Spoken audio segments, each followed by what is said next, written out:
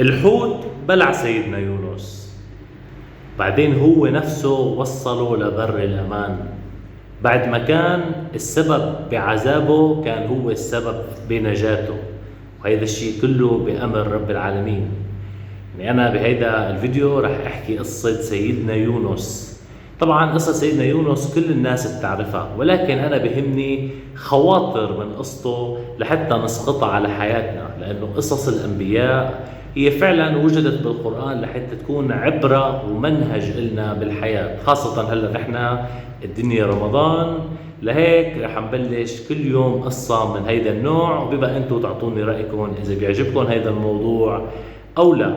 سيدنا يونس الله بعثه على قوم بالعراق بمنطقة اسمها نينوى. سيدنا يونس دعاهم ليل ونهار، وطبعا كل الأنبياء كان ممكن يآمن منهم، يعني من قومهم يآمن شوية ناس ولو قلال ولو فقراء ولو ضعفاء. سيدنا يونس على العكس تماما، من كل قومه ما حدا آمن أبدا له، ولا حتى شخص واحد آمن. كل قومه رفضوه وكذبوه وتحدوه. مش بس هيك، كمان قالوا له انه انت تريك ربك وتعبد الآلهة تبعنا وحاج تصرعنا بهيدي الدعوة.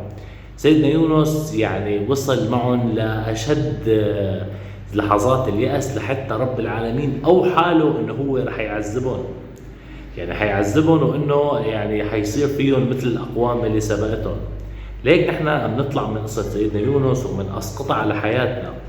كثير ناس بتحس انه هي بتشتغل ولكن بدون فايدة ابدا، يعني شو ما عملت، شو ما ساوت، شو ما سعيت، ما بيكون في نتيجة ابدا. وهذا الشيء اللي انا حابب اقوله من خلال هذا الفيديو، انه انت بيكفي انك انت تعمل اللي عليك. نجحت او ما نجحت هيدا كله تقدير رب العالمين.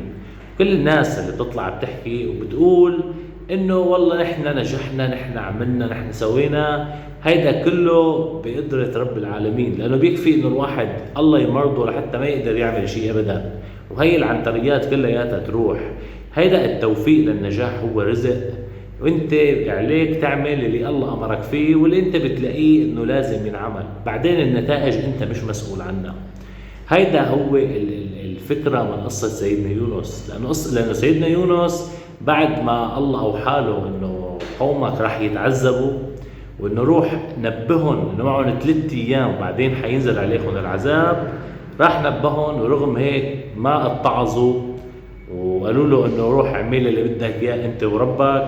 سيدنا يونس كان خطأه الكبير إنه هو ما صبر لآخر المهلة، بل تركهم ومشي بالبحر. مشي لحتى وصل للبحر، وبعدين طلع بسفينة وهجر قومه وراح هو وغضبان. ولما طلع بالسفينة هاج البحر، وبعدين صاروا يدبوا الحمولة اللي على السفينة لحتى ما تقلب السفينة فيهم. ولما كبوا كل الحمولة والبضائع اللي معهم، ما بقي إلا إنه يكبوا الأشخاص، فعملوا قرعة، والقرعة صارت دائما تجي على سيدنا يونس، مش مرة واحدة، 3 مرات. هيدا الشيء يلي خلاهم فعلا انه بالاخر انه يرموه بالبحر، لحتى اول ما يرموه ياخذوا الحوت ويخليه ببطنه، لانه عصى رب العالمين وترك قومه ومشي وظل بقلب بطن الحوت. ولكن سيدنا يونس عرف غلطه الكبير، انه هو ما صبر وما ائتمر بامر رب العالمين، وانما غضب وترك كل شيء وراه ومشي، وترك اللي كان عم يعمله واللي كان مكلف فيه ومشي. كانت النتيجة انه الله عاقبه. ولولا انه هو كان من المسبحين لحتى كان رب العالمين خلاه ببطن الحوت ليوم الدين. لذلك رب العالمين بيقول فلولا انه كان من المسبحين للبث في بطنه الى يوم يبعثون. هيدا الشيء يعني اللي خلاه فعلا الله يعفي عنه ويطالعه انه كان من المسبحين. طبعا الكل بيعرف القصة، ومن بعدها رب العالمين سامحه وخلى الحوت يوصله لبر الأمان. ومن بعدها بعد ما قعد على الشط وتعافى، لأنه كان جسمه تعبان من آثار جسمه، يعني إنه قعد بقلب الحوت، بعد ما تعافى رجع لعند قومه لقاهم ما صاير عليهم شيء، بالعكس الله كرمهم، لأنه بس ترك قومه وفل قومه خافوا من العذاب، آمنوا. لما اجى لعنده مرة تانية لقاهم كلهم مآمنين، وهيك بيكون رب العالمين ورجاه انه لازم يكون صابر وانه هو يعمل اللي عليه. اما الهداية او النتائج بشكل عام بتكون بايد رب العالمين. هيدا اللي كنت حابب اقوله بهيدا الفيديو. ببقى انتم تعطوني رايكم بالتعليقات، واذا عجبكم هيدا المحتوى لحتى نكفي فيه لاخر رمضان او لا. ويعطيكم الف عافية والسلام.